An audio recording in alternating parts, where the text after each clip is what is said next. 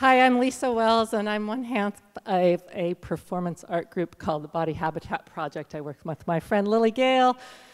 This last summer, we walked from Corvallis to Portland, the opposite of some of my colleagues here, to answer the question, is it possible to do this anymore? Is it safe? Which direction should we go? How can you do that? We took 9 days for this walk. That was, on the average, about 10 miles a day. We came into some hazards. These cars and trucks, they're like bullets flying down the road at you when you're walking. They're big and fast and made of metal. There's been a lot recently in the news. Pedestrian deaths are way up. So there's almost no room left for walkers.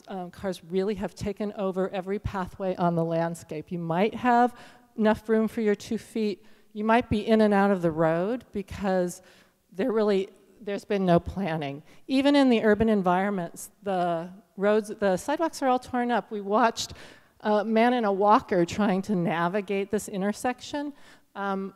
We're forcing the walkers in with the cars, and it's really not a good idea because it results in death.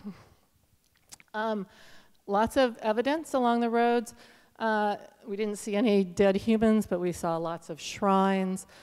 But we came to call the roads a uniform kill zone because we'd walk through the area of finches, and there's dead finches, and then there's dead bats, and then there's dead dragonflies, and you could see the ecozones by the dead critters on the side of the road. Disease and pesticides. The first night we camped at Camp Adair, it's not legal, but it was convenient, and it really didn't end up to be such a good idea because even though it's an open space for humans, they must have sprayed, oh, you can't see that too well, they must have sprayed. We had rashes all over our bodies. My fingers peeled for a couple months after that night in Camp Adair. My friend Lily picked up Giardia on the trip. We had some nice blisters. So those are the negative hazards. Good things, they're actually, shade becomes this huge luxury. When it's 90 degrees out and you've been walking all day, it's like gold, platinum, it's fabulous. Humans are artistic beings, and if you slow down and look, our art stumbles out around us all over the place. This is just north of Canby along the highway. The sky, those are about 18 inches high. Tizzy Down is all over his front yard. Stonehenge driveway, questionable taste, totem pole. People are artistic, and it's really fun to see what they create.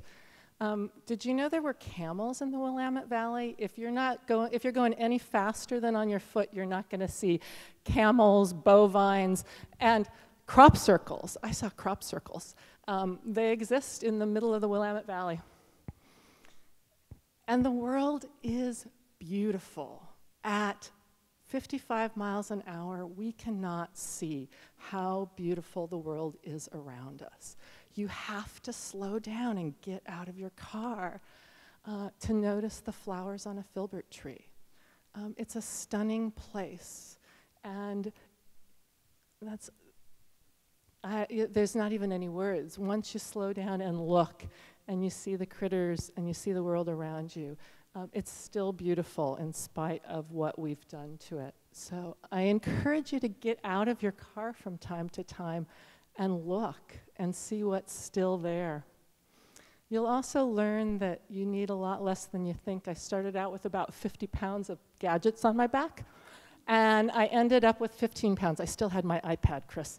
The GPS was really useful.